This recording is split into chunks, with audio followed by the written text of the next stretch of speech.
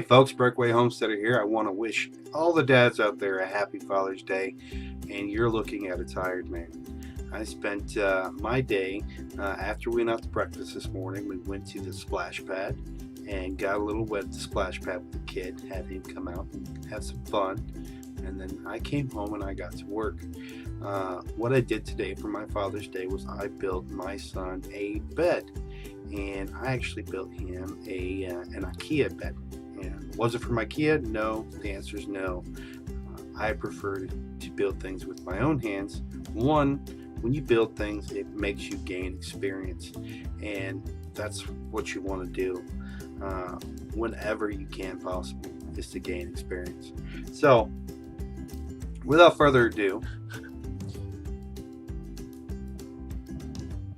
I did a do-it-yourself IKEA bed. And you can see a picture right there of what the IKEA bed looks like as far as their website goes. And here's another picture, and I'm going to be sharing a few pictures here of what type of bed I would be building for Huxley today. And these are pretty cool. I think after building it, it's kind of small and those bars kind of get in your way. But the one thing that I did not want to do today is, one, I did not want to go to IKEA. It's 2 hours away and it's the weekend. Bad choice to go to IKEA. Two, I didn't want to go at all because it's Father's Day, and I would rather build him something for less cost than the actual commercial bed. So you can see here that the Kura bed is $179. Not to mention the $30 it would have cost in gas, because it's a little over an hour and a half away, and the $20 in Swedish meatballs that I didn't want to pay for either. So it's $179 at IKEA. And so you can see here, it's time for some DIY. So I did take some pictures during the time frame of building this bed. And you can see here I'm getting the end frames together. There's an end frame there. I got both end frames together, and then I had to build the middle frame out on both sides. And then this is what the close to the final product looks like. You can't tell that it looks like an IKEA bed, can you? And next up, we flipped it over. It's an ambidextrous bed. You can either have it as a bunk bed or as a lower bed, but because Huxley is 3 years old, we had to make it a lower bed. So there I am adding the slats, and then there's the complete bed. And that's what it looks like being comfortable on the bed. Huxley approved, and it is quite sturdy. I think it would be sturdier than the other product, and this is the thing is I'm surprised how unsturdy and unstable this thing is without being anchored down the way I anchored it. And so I can't see how IKEA can sell a bed like this and it not be sturdy. You can see down at the bottom there I added some support beam there to help hold up everything, because you're pretty much laying on two 2x2s, and it's pretty flimsy if you don't have something to hold it up in the middle. But that worked out well.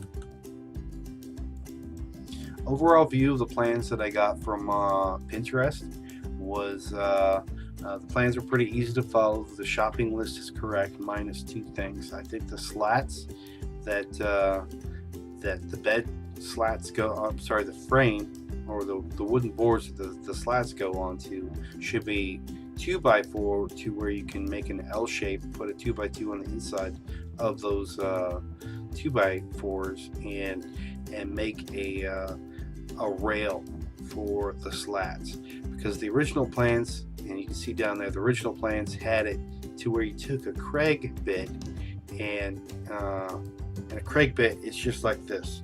So you got the end of your board here, and what it does is it makes an angle cut that goes down to the middle of that board, to where you can angle drill a screw into the other board. but the slats are 1x3s, which is really actually 3/4 of an inch thick, and to get a crate drill to go through and to get it to where it would support properly, it would take a pretty skilled woodworker.